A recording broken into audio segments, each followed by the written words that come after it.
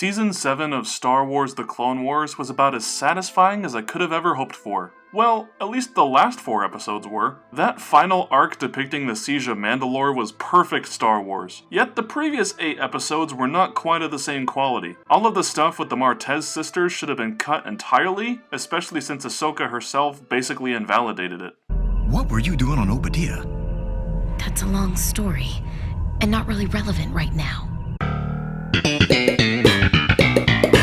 But then there was the arc that opened the season. These first 4 episodes introduced a squad of genetically enhanced clone troopers referred to as Clone Force 99, otherwise known as the Bad Batch. These episodes were among those that had full storyboards and animatics produced up to the show's original cancellation in 2013, and were then revived into complete episodes coinciding with the final season in 2020. The inspiration for the squad also came from George Lucas himself, and yet while these episodes were certainly enjoyable and action-packed, they didn't quite feel like the material you'd expect to find in a long overdue final season of a beloved series. Its place in the series just didn't quite fit snugly enough, instead feeling like they would have been better suited for a season or 2 prior. Soon enough, though, we learned the real reason why this arc got revitalized. A couple of months after the final season of The Clone Wars finished its run, Disney announced Star Wars The Bad Batch, a show simultaneously serving as a spin-off and direct sequel to The Clone Wars. But today, I'm not planning on just talking about The Bad Batch. In my opinion, shows like The Clone Wars, Rebels, and more recently The Mandalorian have shown that the future of Star Wars lies with television. And while live-action Star Wars is certainly cool, especially with some of the stuff Disney has planned for the years to come, I froth at the mouth more for the idea of getting animated Star Wars, since the fantastical nature of the franchise seems well suited for the medium. To an extent, I'm also a fan of anime. Once I learned that Disney had commissioned various anime studios to produce shorts for an anthology called Star Wars Visions, which is pretty much identical in concept to the Animatrix and Halo Legends, you bet I got excited. That hype was dramatically increased when the first trailer came out and showed off how cool each of these vignettes looked. So, being the huge fan of both animation and Star Wars that I am, I thought it would be appropriate to review both of those new series. Now that both have completed their run,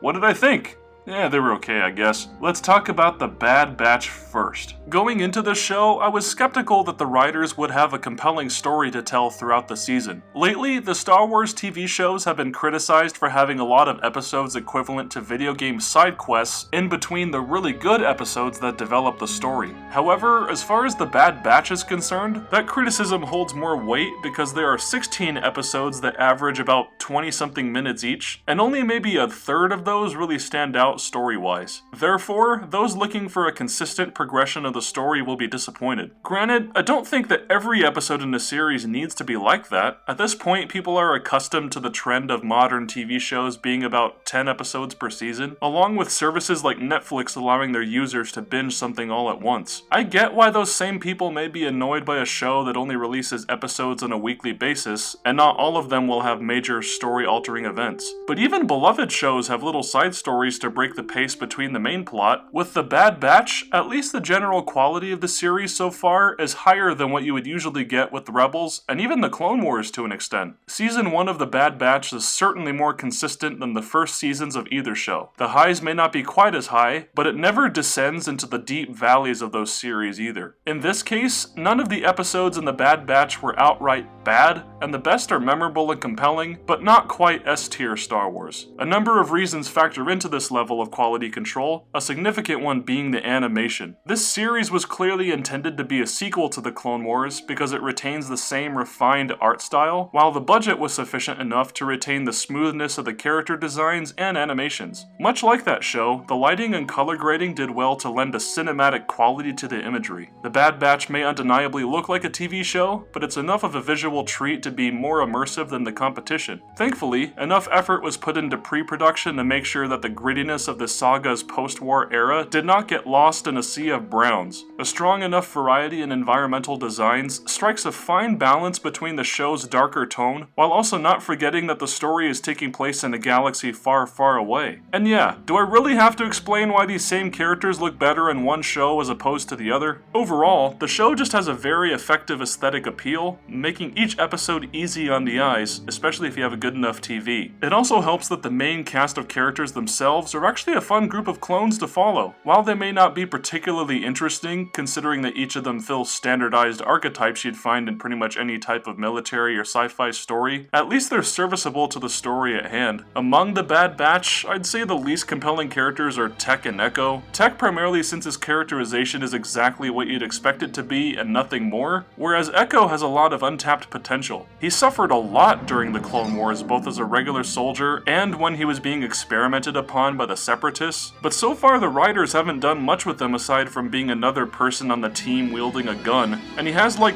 one meaningful moment when speaking to Hunter and Wrecker at the secret Imperial base with the TK troopers, but that's it. On the surface level, it's cool that Echo is in this show, but only time will tell if his inclusion was worth something. Speaking of Wrecker and Hunter, for one thing, Wrecker is Wrecker. I think it's impossible to hate that huggable killing machine. D. Bradley Baker was basically channeling the Heavy without doing a Russian accent, and he's all the more enjoyable as a character for that reason. As for Hunter, I'm pretty much split down the middle for him, although I lean more positively on him overall. So far he works as a protagonist since as the leader of this group, he has to make a lot of decisions that don't involve leading his men into battle. The galaxy post Order 66 is uncertain territory, and he clearly has trouble knowing what's the right answer all the time. But at the same time, it's a little disappointing that his arc in the show, which hinges upon his burgeoning relationship with a direct female clone of Jango Fett named Omega, is basically a combination of elements from Anakin's camaraderie with Ahsoka and Mando's pseudo-fatherhood role for Grogu. Nothing about how he interacts with her feels totally unique compared to how the dynamics of those other characters came across. Not that their relationship is a poorly defined one, for the conversations serve the development of their characters and the plot well, but there's very little surprise in what they talk about. At least Omega herself didn't run into the key problems fans had with Ahsoka early on in the Clone Wars, which is that Omega is not annoying. She may be naive and a little overzealous, but the writers did well to use those personality traits as personal character flaws to overcome. It makes the dynamic between her and the other members of Clone Force 99, particularly Hunter, more interesting since her lack of experience in the real world and their wealth of experience thereof results in the group clashing on what their next best move should be. But beyond that, she's a flawed yet capable, active protagonist who wants to do the right thing, so she's easy to connect to as a viewer. Rather than just being a forced inclusion to give girl viewers something they can feel represented by, she organically adds value to the story, so I appreciated having her around. Despite all of that, the Bad Batch currently registers as a mixed bag, since it may have been competently made, but it's been stretched way thin. Season 1 of this show could have been far more memorable if it was lessened to maybe 10 to 12 episodes at most. I'm perfectly okay with filler side quest stories like I mentioned earlier, but there are too many passable stories interlaced between the ones that move both the plot and characters forward. And even then, some of these episodes do that thing that The Mandalorian did where the focus drew away from the main cast and recentered its attention on previously popular characters such as Hera Syndulla. Season 2 of The Mandalorian justified that same mentality by having those characters bear genuine usage to the story at hand, whereas The Bad Batch never seemed to have a clear destination. The feature-length series premiere started the series off strong by effectively establishing what was at stake, along with what seemed to be major character conflicts, but a lot of the following episodes deviated from said conflicts. The intermittent episodes amounted to either being random adventures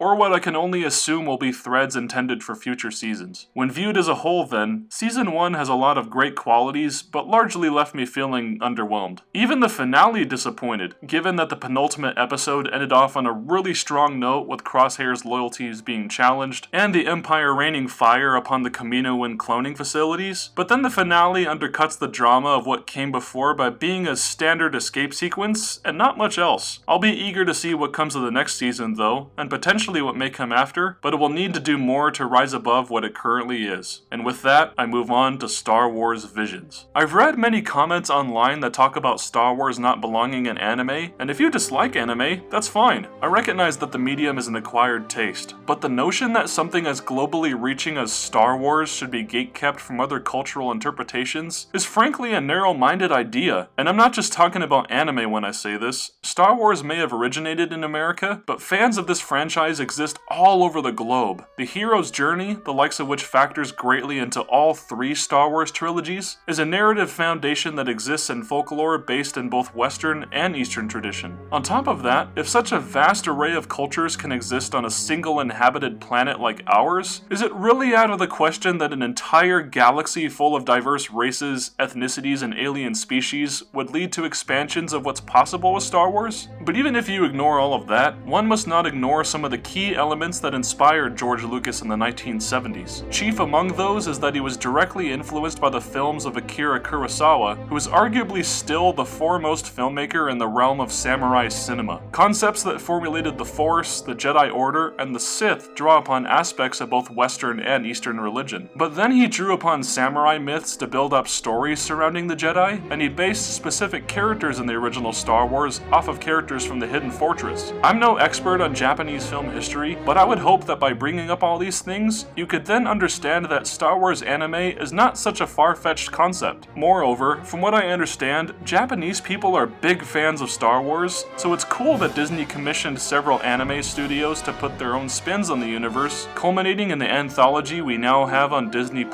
In a very real sense, the series lives up to its namesake by offering Japanese animators the chance to share their visions of what the series can be. Now, with all of that context having been laid out for you, please indulge me as I share why Visions is an even bigger mixed bag than The Bad Batch is. Whenever you have an anthology like this, especially when every single segment is made by different filmmakers and studios, it's highly unlikely that the whole collection is going to be a masterpiece. And that's the case here, for not every episode in this series works. To be more specific, I'd say that about 4 of them are good, 1 of them is bizarre nonsense, and the rest are just kind of forgettable. Let's talk about the less than memorable ones first, because I'd rather end on a high note. The biggest advantage working against these filmmakers, and that goes for all of the studios, is the restrictive format provided to them by Disney and Lucasfilm. They may have been allowed to tell whatever sort of Star Wars story they fancied, but at the expense of not having enough time to flesh out their narratives. I did the math here, and the average runtime for each episode is roughly just over 16 minutes. But if you factor in time spent on end credits and an opening title, then perhaps you're looking at something closer to maybe 14 minutes or so. That's a huge time constraint these creators had to deal with. Each episode was its own standalone story, and since they all have their own planets, lore, and characters, the weaker segments just cracked under the weight of this tough balancing act. Although each of the lesser episodes share this problem, they all have their own unique issues that stem from that. For instance, Tatooine Rhapsody has an admittedly fascinating hook. What if a young Padawan escaped Order 66, but his way of hiding his Jedi identity was to become an intergalactic rock star? Well, the answer to that hypothetical question is nowhere near as interesting as you might think. This episode barely has a story to tell, and it hardly lends any satisfying conclusion to the threadbare conflicts it conjures up. La Pinocho attempts to depict family turmoil amidst the arrival of the Empire on their planet, but the conflicts between the characters was so hastily established that they rang completely hollow to me. Whatever genuine tension the filmmakers tried to build was undercut by the episode using manipulative music, cloying emotional beats, and forced character changes, all of which never felt natural. Akakiri faced a similar problem in that it had some good ideas thrown in there, especially since it felt like the creators were harkening back to the Hidden Fortress, but so much of the story was fueled by conflicts that we barely see on screen. I appreciate that this episode chose to take a darker path with its ending, but I can't say that I really cared all that much. It failed to invest me leading up to the bold conclusion it offered. And then for the Astro Boy influenced episode TOB1, it has the same problems as the other segments, but then it was just too cutesy for my taste. Now as for the good episodes, the strange, unfortunate circumstance with them is that the limited amount of time available to the filmmakers forced these stories to be overly simple, or at least most of them. There's nothing wrong with simplicity whatsoever, it's just that it keeps the series from living up to its namesake, since the creators' visions for Star Wars had to be limited in scope. But needless to say, there's some legitimately great stuff here, with the duel being an action-packed and visually stimulating opening to the anthology. It may be a case of style over substance, but I'm perfectly fine with that since it was deliberately made to appropriate the myth of the Wandering Ronin to Star Wars. It's made even more overtly clear by the creative choice to base bathe the visuals in a mostly monochromatic scale with the film grain, the likes of which directly emulates the samurai films of Akira Kurosawa. This segment is pure fluff, but it works well enough just as that. The other really good shorts manage to not only be solid surface level stories, but they actually manage thematic resonance too. A really strong example of this would be The Village Bride, which sees a post-Order 66 exiled Jedi having an internal conflict over whether she'll come out of hiding to defend an exploited village. It taps into classic Star Wars themes of people overcoming their oppressors, while also showing the value of people selflessly acting for the benefit of others. It may not have that much action compared to The Duel, but the storytelling makes up the difference. The Elder also operates on a similar principle of prioritizing theme over spectacle, and while I didn't find there to be much to be gleaned from its story, at least it tells a brief but competent tale of two Jedi confronting an evil presence unlike anything they've encountered before. It also features some pretty cool altercations with lightsabers, so that has to count for something. But before getting to my favorite of the shorts though, I have to talk about the absolutely insane enigma known as the twins. When people think of anime, this is the kind of bonkers kerfuffle that comes to their minds. There's certainly no shortage of flashy imagery and cheesy dialogue, on top of the overpowered fights that would make the characters of Dragon Ball Z blush. But for my taste, despite Star Wars being a fantasy where sound exists in space and people can bend matter to their will, somehow the show pushes well beyond the threshold of believability. That's both a credit and a detriment to those who wrote and produced this segment. It's certainly entertaining though, if perhaps not always in the ways the filmmakers intended. But above all, my personal favorite of all these stories is The Ninth Jedi. I think the reason why it hit harder for me compared to the others is that it was the best example of a proof of concept, or a vision, if you will.